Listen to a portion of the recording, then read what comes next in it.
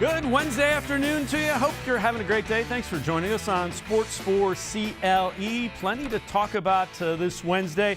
Indians working out in Detroit, getting ready for the opener tomorrow. We'll be joined by Mandy Bell. We'll also hear from Terry Francona and a couple of the Indians who are undergoing a workout right now in Detroit, but plenty of Browns to discuss. And when we talk Browns, we're always happy to have Jake Burns from the Orange and Brown Report join us. One of the things we're going to talk about, Malik Jackson, one of the free agent signings, defensive tackle, addressed the media today, met with the Cleveland media for the first time.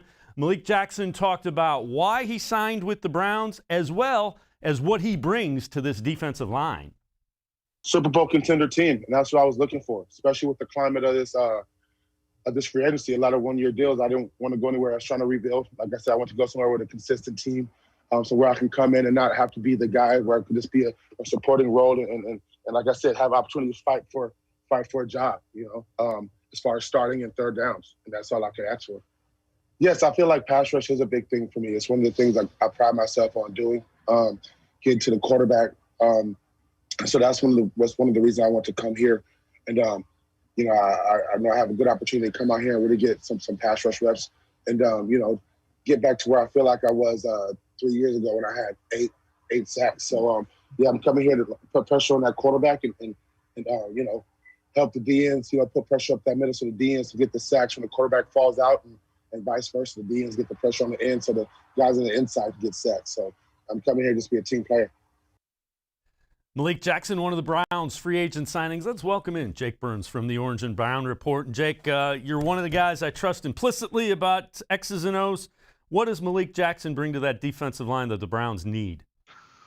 Well, he brings a big physical presence, and I think that's important. I think Larry Ogunjobi is a nice player, and I think Sheldon too are good players in their own sense, but they're not quite. And I should say this. The body type is an important thing, especially if you're going to play that one technique, that interior technique, where you're going to have such an impact on trying to clog two gaps, if at all possible. So an important thing for me with Malik is he's a big guy, first and foremost. He's not necessarily like Larry Ogunjobi, who was more of a cut-up player, tried to shoot gaps. I think Malik's a little bigger, a little more stout in the upper body in terms of just natural build. So I think that's important as a one-technique player, and can still win with power and speed rush at the same time. So you ultimately have to see. I think it's you wear your orange and brown glasses and you think that everything is an upgrade that they do in the offseason. We'll see if that comes to fruition. But what you see from Malik, especially dating back to Denver when he was originally with Joe Woods, he goes to Jacksonville, then ultimately he goes to Philadelphia after the big contract in Jacksonville, is a player that does have proven pass rush skills that can work for him. He has a couple of go-to moves. He can run the swim move effectively, and I think he can use that stuff to be a decently consistent player. I think the biggest thing is, you saw that with Larry was flash plays that would make your eyes pop and say, man, that guy can do it all. But it was the consistency down to down, the ability to maintain your gap integrity and your run fits, the ability to then convert somebody taking away your first pass rush move and being able to still win at the point of attack with a different move and get to the quarterback to create some pressure. So I think they see with Malik as a more consistent version of what they had with Larry. A guy who's a little older, so there wasn't necessarily an ideal setup for a long-term contract there. But I think what Browns fans will notice is a player who's experienced in both phases and a guy who has formed a pattern for winning at the point of attack. And I think he will do really well as a role player on this defensive line. Now, the other thing, as he met with the media for the first time, the Cleveland media, of course, asked about a recruiting pitch for Jadeveon Clowney, who the Browns are still talking about. Listen to what Malik Jackson had to say about that. I don't think I have to be honest with you. It's one of those things that the team speaks for itself, and what we're trying to build speaks for itself. So if you want to hop on board, come hop on board. I understand the free agency market isn't what he probably wants, but it's things are bigger than monetary value, and you get a chance to be on a good team and set yourself up in the future. With the guys that are coming in, that this is a really good situation. So those are the kind of things you want to hear from free agents that are signing with the Browns without question. Yeah, absolutely. And I mean, I'm writing on Jadeveon Clowney now about looking at I kind of hesitate on writing about people that aren't in Cleveland because it's like it can seem like an ultimate waste of time if a guy signs somewhere else doing somebody else's homework. But there's so much noise around Clowney in Cleveland. I just want to kind of see what his 2020 tape looked like. And if he was still the same player that was really good in 2018, 2019, and he missed 8 games with injury. And that part's tough because you don't get a full season sample size. I just didn't think he was the same player he has been before. There could be a number of reasons. Could be dinged up injuries. Could be being upset about the type of deal he received in free agency, was expecting more. It could be any number of things with a guy as talented as Clowney. I think he's got to get more consistent with his pass rush plan, how he wins at the point of attack, whether upfield or inside or swim move, rip move, whatever it is. He's got to get more consistent with that approach. I think he thinks he can just win on athleticism his whole career, which is not something a guy is going to be able to do forever. Even somebody as good as Jadeveon Clowney, obviously the first pick in the 2014 draft, you have to consistently execute one-on-one matchups. And if you can't and you fail to do so and think you can win on athleticism alone, it's going to bite you more often than not. So look, the thing with Clowney is he was the number one edge player for the Texans last year. He was the best player on the field for them in terms of pass rush consistency. He would not have to do that in Cleveland. That's a big selling point for him. Now, does he want to come to a place where he has a low double team rate because Myles Garrett's going to absorb a lot of that pressure? Maybe, but he also might be leveraging Cleveland for money and saying, hey, Cleveland's offering me this much. Can anybody else offer me more? I don't know. It's not for me to say. I think if he comes to Cleveland, I think they're still going to get a really good player in terms of the second edge. You're not going to get a 15 sack guy, probably not. I mean, he's going to have opportunities to do those things, but coming off the meniscus tear last year, he's still trying to get his body right. And if he gets his body right heading into the season, there could be something there, especially in a role where he would not have to be the singular focus on pass rush most times. As he was double teamed at a really high rate last year, and that matters in terms of your production. So that's a big draw that Cleveland presents that not a ton of other teams present to Jadeveon, which is, hey man, you got a really good player playing opposite of you is going to draw a ton of attention, going to more often than not draw that 6th or 7th blocker because they got to control him some way, somehow. So you're going to get free reign. And there's a lot of draw to that. So hopefully that is enough to convince him to come to Cleveland. And there's a role for him here. I do think, listen, he's not 2017, 2018, 2019 player anymore, in my opinion, but there's still a really good player in Clowney there for the right price. And I think he's got 2, 3, 4 more years of good football in him. And if you listen to the Titans beat reporters, he's not going back to Tennessee where he was a season ago. When you look at him, is he still pretty good against the run? I mean, when he came in, he was one of those guys that could play against the run, which sometimes those elite pass rushers, the reason they're elite is they just run right around and don't pay any attention to the run. Yeah, I think he does a good job of balancing the two. I think he's stout setting the edge. He's big enough to be able to handle that duty. But the thing I like about him is he doesn't stick to blocks. He's slippery. He's got a weird frame. Like he's got a similar height weight to some bigger defensive ends that are body type wise, but he's relatively thin from a bone structure is the way to say it. Like he's not built really wide, and I think he's slippery at the point of attack to the point that he gets past people and he's able to move around them in ways that people normally at Clowney's height and weight size aren't able to. I think that helps him a lot of times, but he also has the ability to sit down, set an edge, and also play physical with his hands at the point of attack, which allows him to get past some people. So I think there's still a really good run defender in there. I think he dipped in terms of what Pro Football Focus graded him by, and the run stop numbers weren't as great as they have been. But again, there could be something to the right guy getting in the right situation in the right defensive structure too. So I don't put it past him to return to those Texans days where he was putting up really good, and his 2019 in Seattle where he was putting up really good run defense production. So I think it's still there. It's just a matter of, can he get healthy and can he find the right deal and can he be happy in a situation? Jake Burns from the Orange and Brown Report. We're going to step aside, take a quick timeout. Jake has done extensive watching of Anthony Walker's tape. We're going to get his breakdown of Anthony Walker, new linebacker for the Browns. We'll also talk about how important versatility appears to be to the Browns as they look at free agents and building out this defense. Sports4CLE will be right back. Jake Burns from the Orange and Brown Report talking Browns with us. Stay with us. Tri-C is here for you. Now more than ever, you need a post-secondary education. So I encourage you to start your journey here at Tri-C. The majority of classes will take place online, but we've added a variety of formats to meet your learning needs, and we've taken many steps to keep you safe on campus. Whether you're ready to get started or your 4-year plans have changed, Tri-C is where futures begin. When it comes to selling you a mattress, most retailers are handing you a long line of extra steps that drive up costs and create confusion. At the Original Mattress Factory, we simplify the mattress shopping experience by building mattresses and box springs in our own local factories and selling them direct to you. It's short, sweet, and simply makes sense. So experience more than just a mattress store. Experience an original, the Original Mattress Factory.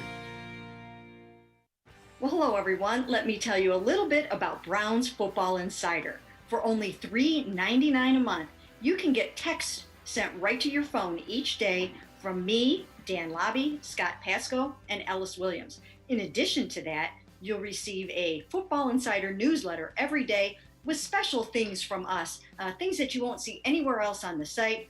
You'll get breaking news, analysis, features, film breakdown, and things like that. Texting us directly gives you a great chance to cut through the clutter of Facebook, Twitter, other social media, and avoid the trolls. Also, it's the only way to get your questions on the Orange and Brown Talk podcast. So why should you sign up? Try a 14-day free trial. You can cancel at any time. All it takes is one text, but you won't want to cancel. We have hundreds of subscribers join us over the last year. They love it and have stayed with us. We're seeing the Football Insider community grow every week, and it's only $3.99 a month, which is less than 14 cents a day. What I like most about Football Insider is the opportunity to connect with you one-on-one and really communicate with you. So how can you become a Football Insider? You can click on cleveland.com/Browns, the blue banner at the top of the page. Or easier yet, text me at 216-208-3965. Again, that's 216-208-3965.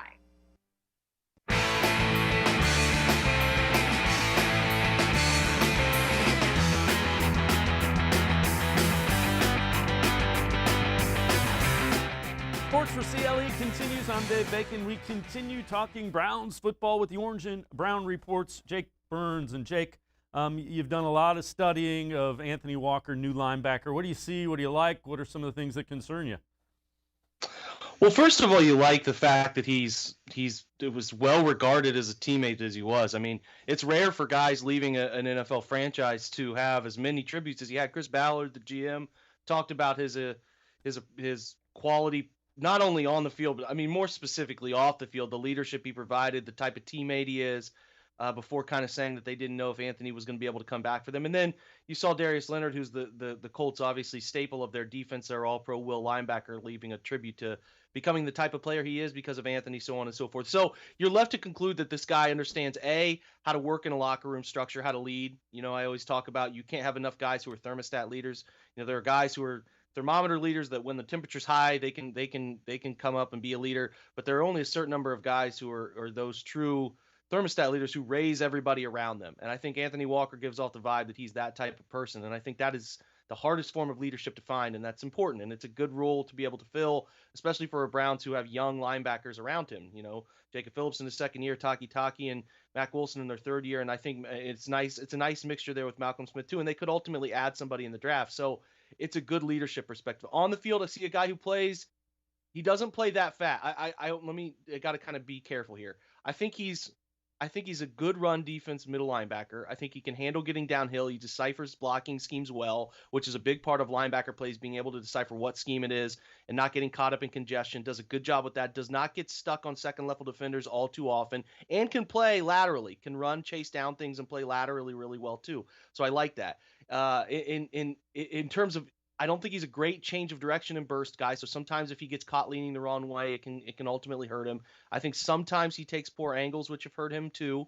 And those angles can catch up with him because he's not a great flatline speed guy. He's not anywhere near Jacob Phillips' athletic ability right now. It is ultimately going to be pushing him, I think, for snaps at Mike, or those two could play parallel together at the Mike and Will, but we'll see. But that's certainly athleticism, like blowing you away as an athlete, is not going to happen. Coverage, he's okay.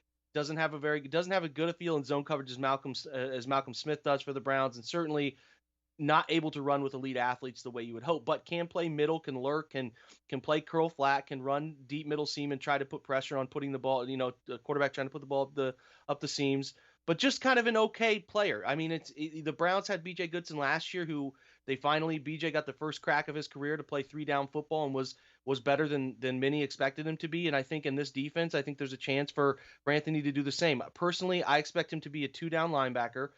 He did not play a ton of third downs for the Colts defense last year. I think he'll be a 2-down linebacker. The Browns really forced BJ Goodson to be a 3-down backer because they didn't have anybody consistently playing that was their communicator. He's you hear the term the green dot player, the guy who communicates. Just like on offense, quarterback has a communication radio in his helmet to call plays, get information from the sideline. The same for the defense, and that's where John Johnson, who the Browns signed from the Rams, has experience doing that with the Rams last year. Their defensive coordinator, Brandon Staley, talks so highly about him. He's now the new Chargers head coach, about his ability to do that. So I think the Browns viewed it as, we can go get a player in Anthony Walker who we think is a really proficient 2-down linebacker, can really play the run game, can be a nice voice, can be a good leader in the locker room, can be a good influence on the linebackers around him, can play well the first 2 downs. We can pull him off the field on third downs, put Jacob Phillips on the field, put Malcolm Smith on the field, or a drafted player, whoever, bringing those guys along who are more adept in space, who are better coverage guys, and ultimately allow John Johnson to be the voice of your defense from the third level. They think he's going to be on the field all the time doing a bunch of different things, and he's going to be the communicator for them. So they said, hey, let's not invest a ton of money in this position, but we can also go out and get best of both worlds, which is a guy who can play early downs, be effective against maybe some of these running quarterbacks we see, the mobile types, but also will be a great person off the field and a great impactful leader who I could see the Browns not just keeping him for 1 year. I could see them being interested in keeping him multiple years. So overall, for the price, what he brings on the field and off, and the situation in which he arrives to where he's not forced to be on the field for 3 downs, it's a great setup. It also seems, and correct me if I'm wrong, just in observing what they've signed, it seems like they really value versatility. You hear John Johnson, he can play free safety, he can play in the box. Troy Hill can play inside, can play outside. Walker can do some other things. You mentioned you view him as more a 2-down linebacker. Is that something you think that this front office and Joe Woods value, is versatility in the defensive people that they're bringing in?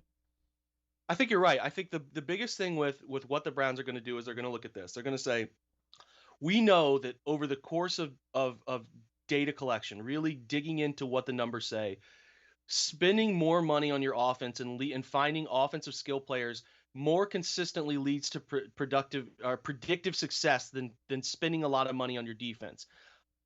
Defensive success can be kind of variance related year to year.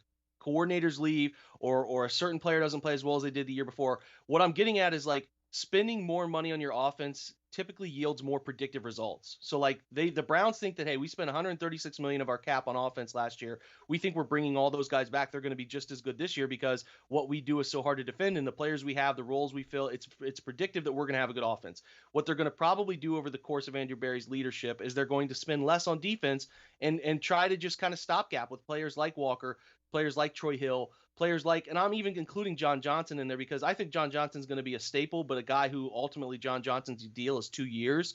It could be viewed as just a 2-year, $20 million deal, kind of essentially. So they're going to bring in pieces to their defense. They're probably going to have stalwarts that we know over the long haul. Like we know Miles has gotten long-term money, and we know probably Denzel is next due, but they're going to shuffle in pieces, like you said, Dave, that are going to be more flexible, different roles they can fill, guys who can come in and do different things for 1 or 2 years and provide their defense with the right kind of skill set to be diverse. They don't want to be pigeonholed into having to play people. They don't want to be short in terms of depth because they saw the backfiring of that shortness of depth last year. So they're really trying to raise the floor of their defense, become average in coverage so that their pass rush can get after the quarterback and kind of work off of each other. Or they might even go spend heavy in the draft on coverage and say, hey, we got this elite coverage so that we can give our guys up front enough time to get home. So I don't think you're going to see the Browns. I could be wrong here because it's trending toward Baker getting big money and Nick is going to get some money too. Like, I just think they're always going to spend more money on offense because that's where you can predict more consistently the success that can come for your one side of the football. Defense just is like turnover numbers are kind of fluky. You're relying on other people to make mistakes. So I think that, and a lot of people way smarter than me have elaborated on this point much better than I am right now, but I just think you're right. They're going to get guys who can do different roles for different sets of downs and just be able to be fluid down to down, situation to situation, week to week, and how they game plan for people. And I think we'll kind of see that revolving door there a little bit. Jake Burns of the Orange and Brown Report. We're going to step aside and take a quick time out. On the other side of the break, we're going to look at the draft, who the Browns might look at number 26. Jake Burns will give us some insight. Jake Burns from the Orange and Brown Report, and I'll be right back here on Sports for CLE. Stay with us.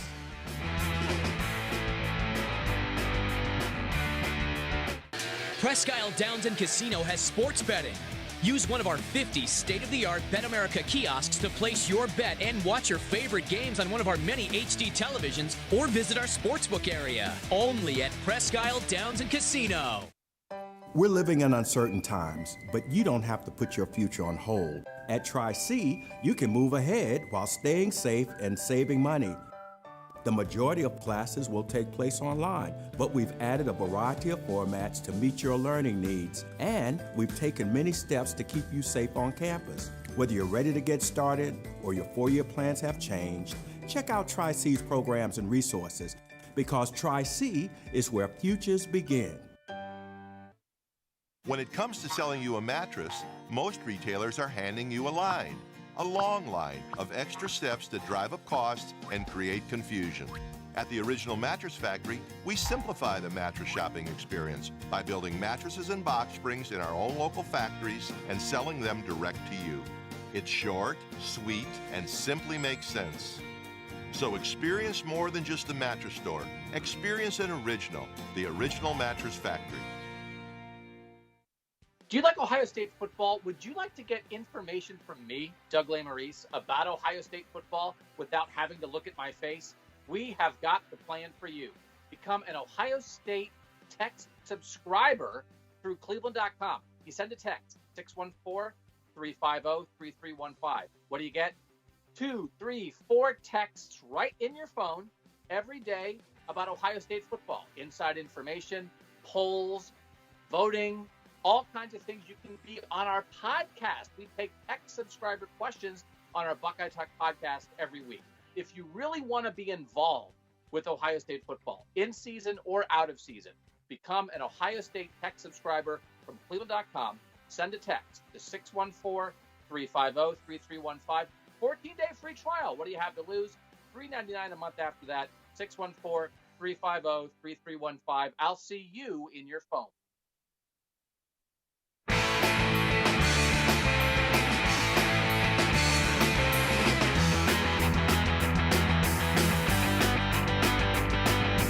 Sports for CLE continues. I'm Dave Bacon. We continue talking Browns football with Jake Burns from the Orange and Brown Report. Jake, you've done a number of mock drafts. We'll get into one of those in a little bit. Who are some names to listen out for at number 26? Some guys that you think are intriguing for what the Browns are looking for?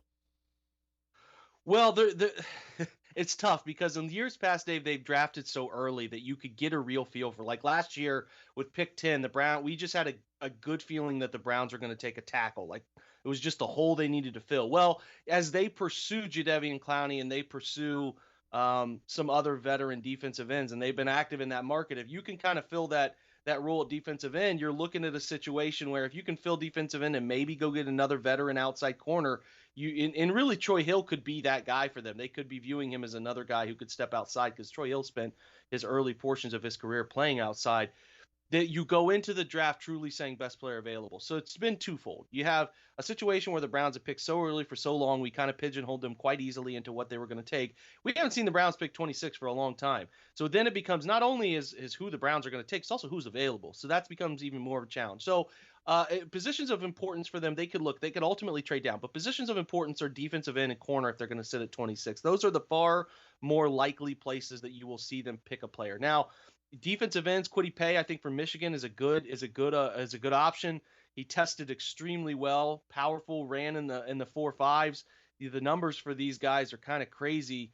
Looking at some of these players, but yeah, Kwity Paye is not overly tall, but a very strong player, point of attack player, kind of similar to Clowney in the way he can play the run game, but also be a really nice speed to power rush player as well. Really, really fun and interesting target. J.C. Horn at the cornerback market is a guy that I think is certainly very interesting. He's maybe played himself completely out of that position. I think we're talking about Azeez Ojulari. I'll talk about him too, real quick, from Georgia. Another player, is not very big, not very like lengthy in terms of body type. good bend for Azeez. I think he can be a really good player from Georgia. I think he's got a really good chance to be a nice player. But he's not overly big, so he's going to rely on speed. Can he also anchor the edge? There are clips where he can anchor the edge, but we'll just kind of have to see sort of where he settles in terms of his testing and whatnot. We haven't seen his testing yet, but Azeez Ojulari is an interesting target. I think J.C. Horn and Asante Samuel Jr. are two corners that are very interesting. J.C. Horn tested out of this world. Joe Horn's son, South Carolina corner.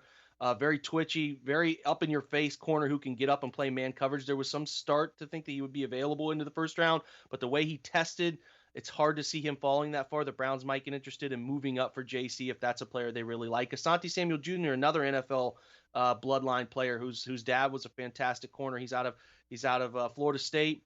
Very shifty, ran pretty well in testing, jumped well enough to feel good about him. Not as big, more of a Denzel Ward body type player. Could be kind of similar in that mold. Maybe the Browns are looking for a different body type, but a smaller guy, but 5'10", can still do enough of the things that he needs to do really well. He's very, very heady. He's a good feel for route combinations. I like him in both zone and man. He could be an interesting player for them, produced well.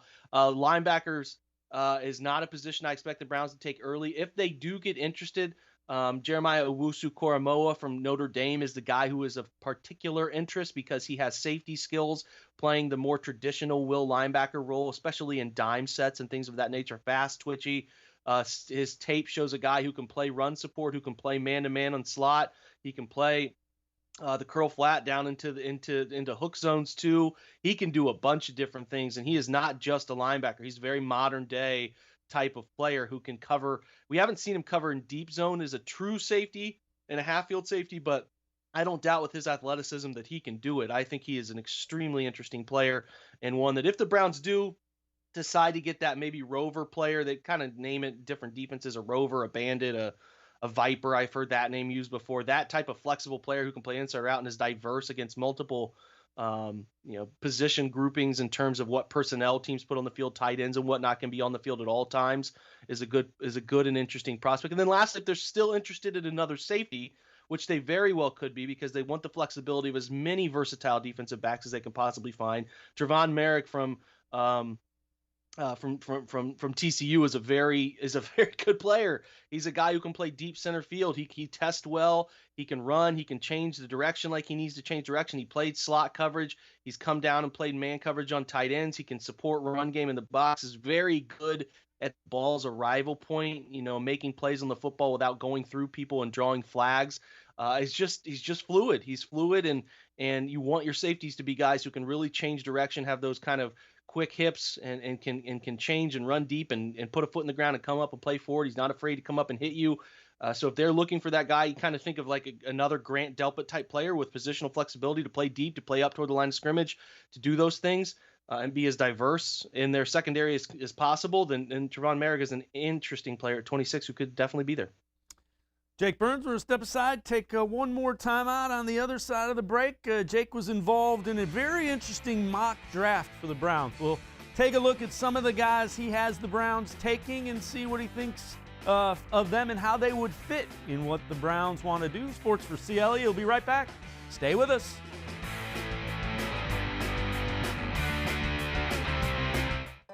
Tri-C is here for you. Now more than ever, you need a post-secondary education. So I encourage you to start your journey here at Tri-C.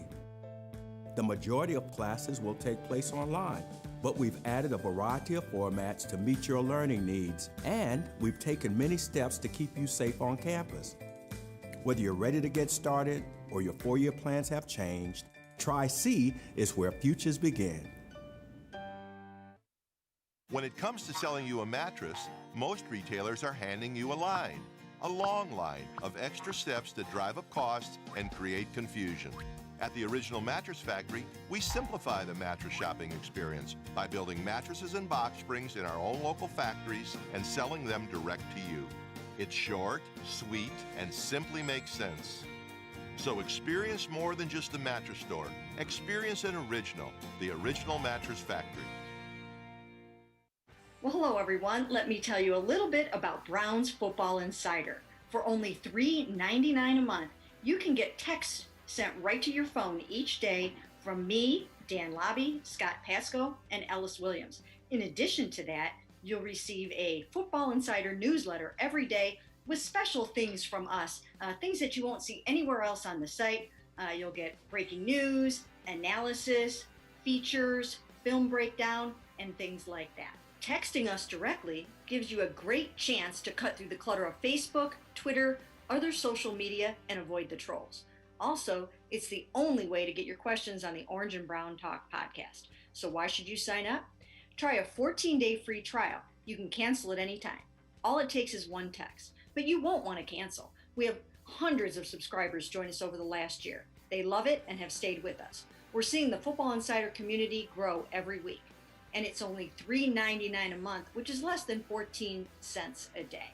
What I like most about Football Insider is the opportunity to connect with you one-on-one and really communicate with you. So how can you become a Football Insider? You can click on cleveland.com/Browns, the blue banner at the top of the page. Or easier yet, text me at 216-208-3965. Again, that's 216-208-3965.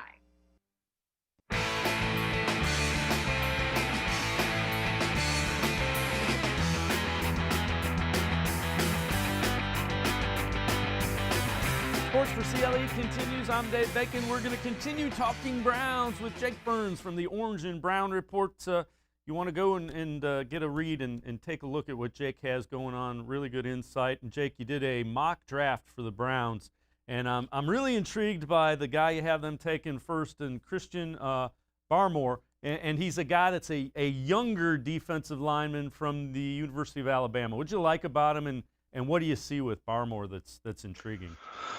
Yeah, he's a guy who wins with pass rush skills. So it's more challenging in modern football to be able to find guys who can rush the passer from inside. And Barmore is a really twitchy inside player at a good size. I think he's definitely a guy who can get home to the quarterback, and that's what you want more than anything else, and especially around pick 26, guys that can pressure. You know, you always want a guy. The modern defensive tackle is a guy who can play the quarterback and play. I guess the way to put it is play the run on the way to getting home to the quarterback.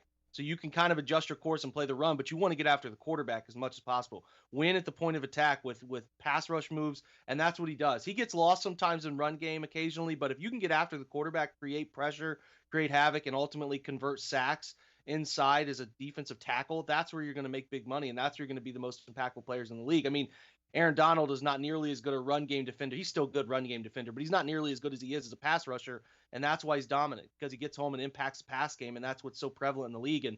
And Barmore has that ability to get after the quarterback from the inside with really good, he's got a good swim move. I think he can get under you with a club rip move that's impressive. He's by far, in my opinion, the best pass rushing interior defensive player in this draft, but he's not a complete player yet, so that's why he could fall down to 26. Who do you like days 2 and even a little bit later? Who are some guys that are names to listen out for that you think fit with what the Browns want to do and would be valuable for the Browns defense? Yeah, we can do offense. Well, too. They're going to look at yeah, certainly. There are going to be so many good options. If they're looking wide receiver in the second round, Elijah Moore, the kid from Ole Miss, is a really, really interesting target. I think he's a fun player. Not a big guy, but twitchy, can run. He's got a great route tree, does a ton of different things. I certainly think if they go corner in the second round and beyond, there's so many interesting prospects. Afeatu Melifonwu is a really good player. His brother played in the NFL for a little bit, but he's far more interesting target. Cornerback out of Syracuse, can really, really run. He's big. He's 6'2", long arms, can do a bunch of different things. Is not going to be physically dominated at the line of scrimmage or overwhelmed by opposing wide receivers. Good traits, good athletic testing. I think he's a very interesting player in terms of the cornerback position. If you look safety, there's a ton of different guys. I like a kid with the last name Hufanga out of USC. Gives off a very good vibe of being a Troy Polamalu mold of USC safety. He's not nearly the player Troy is coming out of college, but a guy who can really run, can come up and play the run game without any fear. Is very instinctual, very sure tackler, is a nice, interesting target there. A guy I'll continue to talk about, maybe not in the mock, that I've done a ton of different mocks, so there could be any number of them, but Aleem McNeil, a kid out of NC State, a very big defensive tackle who is a wide body, but can still rush a little bit from the inside. while also being able to play the run game. So he's a very interesting target for them in terms of if they look interior defensive line just a little bit later than some might expect. So I could go on and on. There are a ton of guys that, wide receivers that the list gets even longer. I mean, there's Daz Newsome, the kid from UNC, that could be a very interesting target.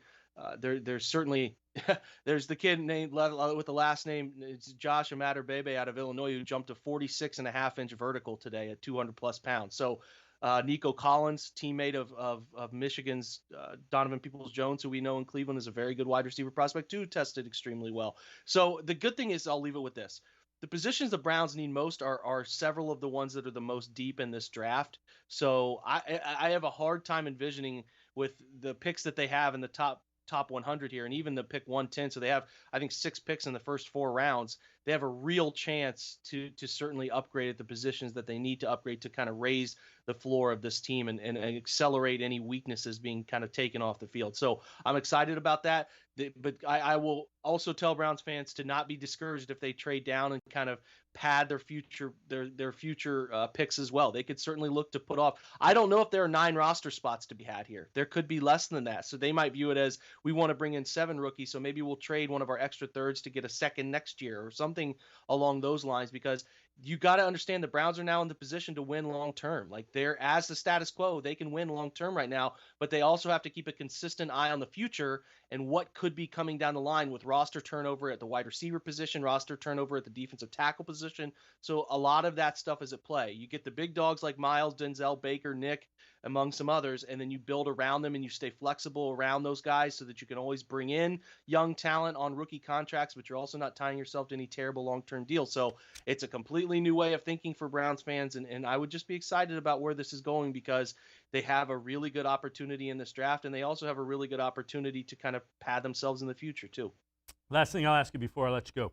Could you see them trading up? If there's a guy that they really like, a defense, a cornerback, say J.C. Horn falls into the 20s, or Kwity Paye falls down, could you see them flipping a third-round pick to go up and get somebody they really like? That seems something that Andrew Berry is at the point where if he really likes someone, he goes and gets them.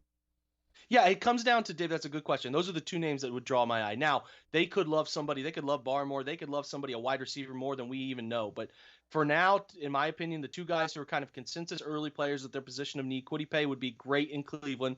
I think he's got a fantastic skill set. And J.C. Horn is another guy who tested off the charts.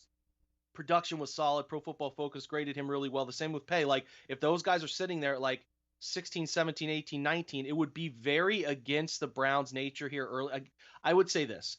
We've seen the analytics side since Sashi Brown's arrival, Paul DePodesta, and we've seen kind of how they've structured drafts. And then we saw a little more of the flip side kind of with John Dorsey's approach. And not that John even traded up all too often. They weren't overly aggressive, but a little different approach to how John drafted. Now we've seen 1 year of Andrew Berry.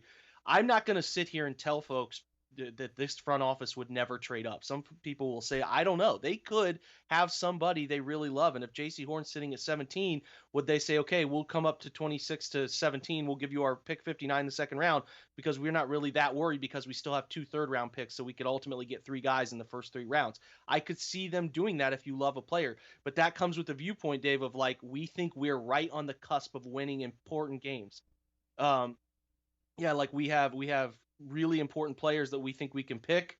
So we got to go up and get 1 guy. If they really love a player, they could do that. So I'm not saying it won't happen. Unlikely, but it definitely could happen if someone like Horn or Kwity Paye are available at that kind of mid first round threshold. Jake Burns, Orange and Brown Report, as always, great stuff. Appreciate the time. Make sure you check him out on the Orange and Brown Report. Jake Burns, talking Browns football, and as always, knocking it out the park. Well, I did that on purpose. We're going to talk Indians. Mandy Bell, Indians beat reporter on Indians.com as well as MLB.com, will join us. We'll talk Indians. We'll hear from Terry Francona. Indians going through a workout in Detroit, getting ready for the opener tomorrow. Indians straight ahead on Sports4CLE.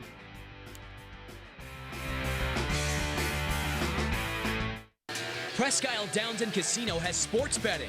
Use one of our 50 state-of-the-art Bet America kiosks to place your bet and watch your favorite games on one of our many HD televisions or visit our sportsbook area. Only at Presque Isle Downs and Casino.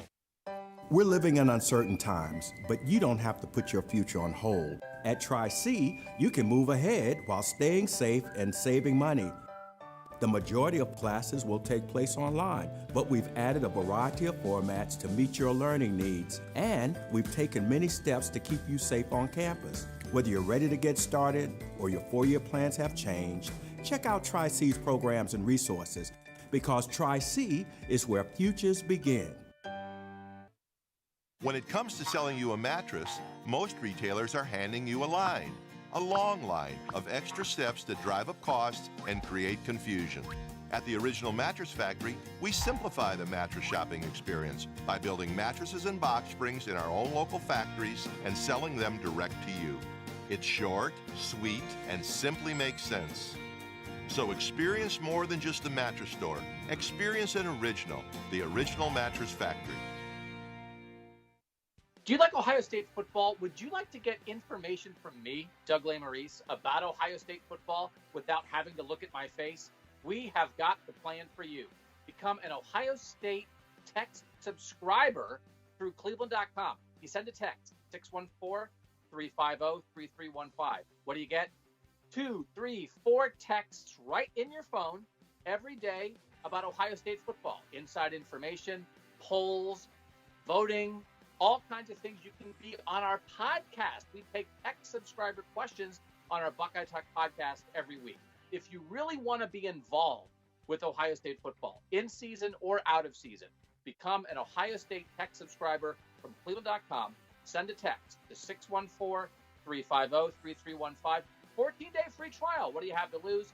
$3.99 a month after that. 614-350-3315. I'll see you in your phone.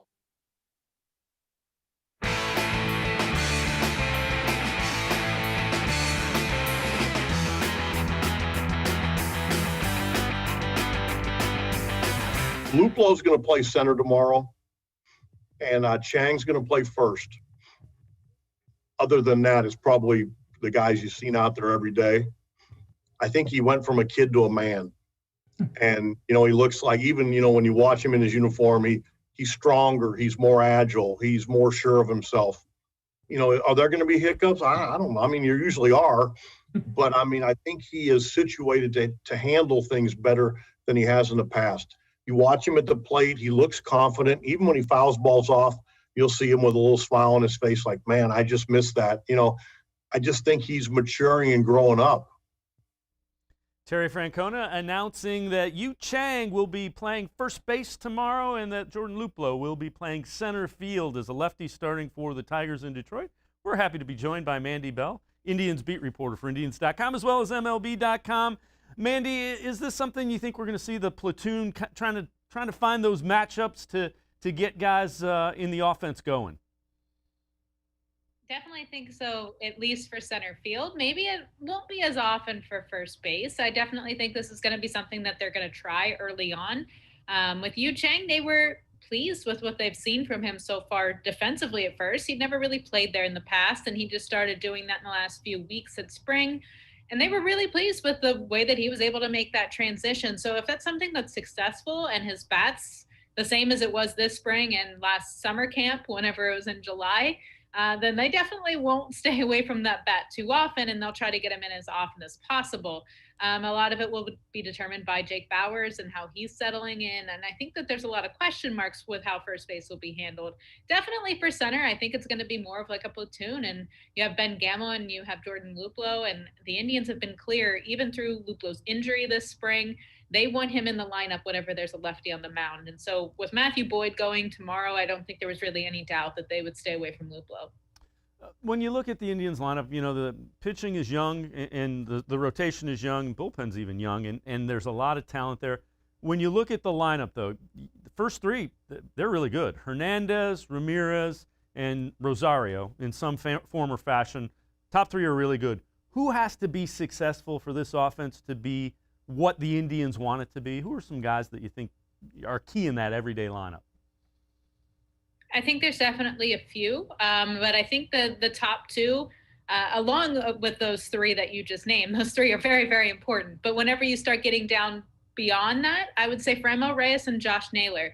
Naylor gave everybody sort of a taste of what he could do last postseason. It was a short stint. It was 2 games, but man, he brought so much energy. He had excitement with him. It was everything that the Indians needed, not just his bat in general, but that spark of life that offense needed. So if he can translate that into 2021, that would be a huge boost.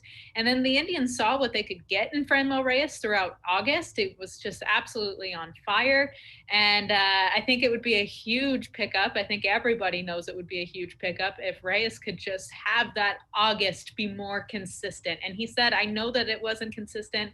It's been my biggest thing. And I know that I can be the guy I was in August for a longer period of time. So those two are probably the biggest ones.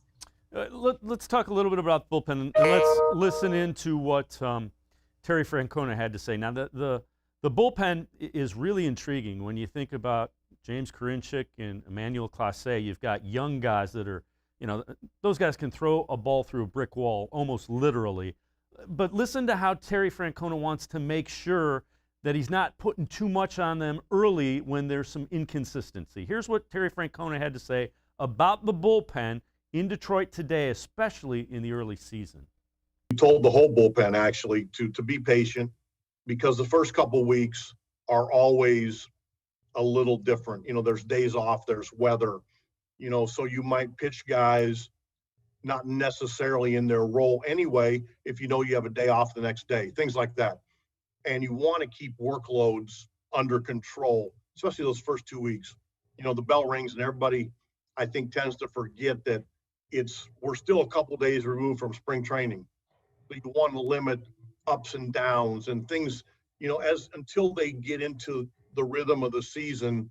You don't want to ruin somebody's season the first 2 weeks. I think it also, we're trying to develop Karinchak, at the same time, and have him be a weapon at the same time. So rather just pigeonholing him into a certain inning, I think we can help that along too. Terry Francona talking about the bullpen, and there's a lot to like about that bullpen. It has the potential to be really good. It really does. I think we've all said it 1,000 times. It's not the names that maybe everybody has heard, and I think it was Savali who just said that yesterday. But it's names that everyone could hear of by the end of the year. They have really talented young pitchers in there. And to think of Nick Wickren, Emmanuel Clase, and James Karinchak in the last 3 innings, that's a pretty great trio if you're going to have anything to try to close out those games, and to be able to rotate between those guys, like Tito said, early in the year, and not just maybe pigeonhole one guy into that type of 9th inning role. And that's a lot of flexibility that not every team is able to have.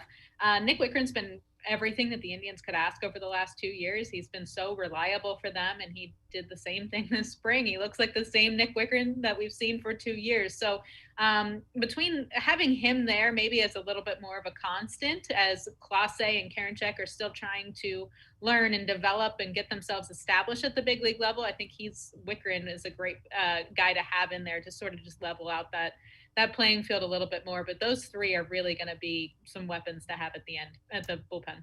Last thing I'll ask you before I let you go, the rotation. How impressive has that been? Again, it's young guys, but they don't really believe that's a negative, and they think they're ready.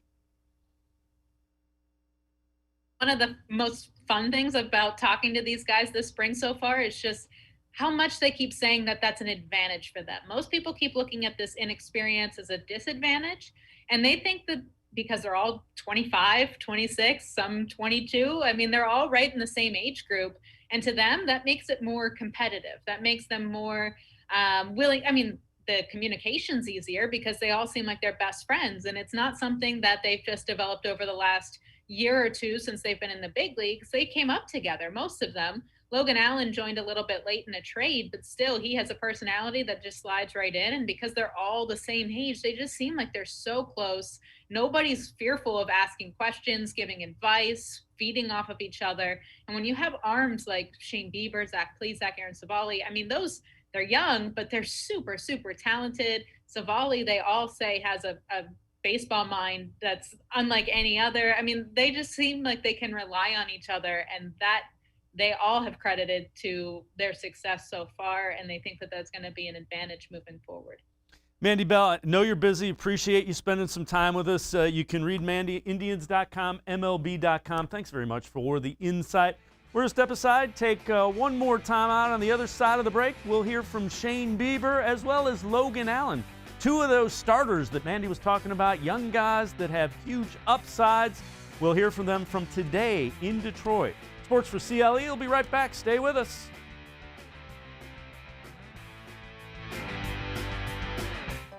Tri-C is here for you. Now more than ever, you need a post-secondary education. So I encourage you to start your journey here at Tri-C. The majority of classes will take place online, but we've added a variety of formats to meet your learning needs, and we've taken many steps to keep you safe on campus. Whether you're ready to get started or your four-year plans have changed, Tri-C is where futures begin.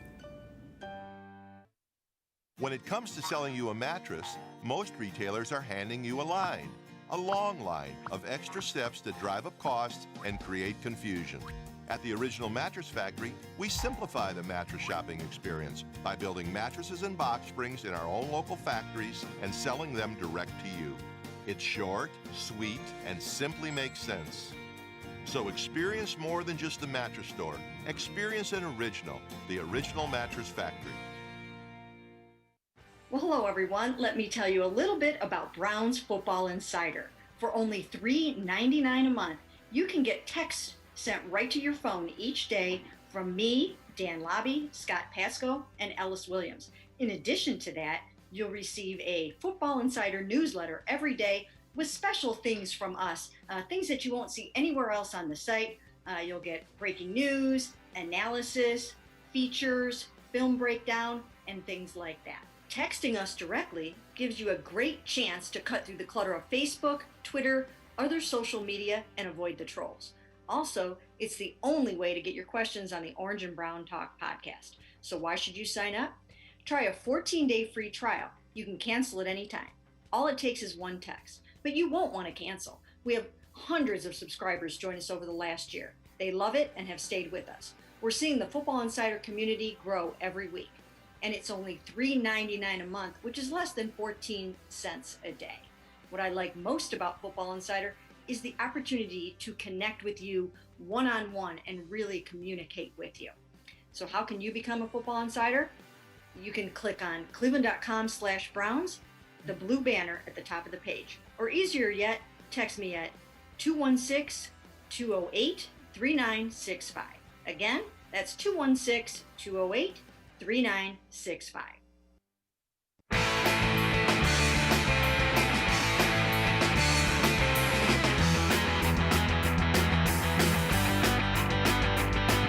Sports for CLE continues. Indians getting ready to face the Detroit Tigers in the opener tomorrow in Detroit. Indians went through a workout at Comerica Park and then met with the media. Shane Bieber, Cy Young Award winner from a season ago, gets to make the start opening day.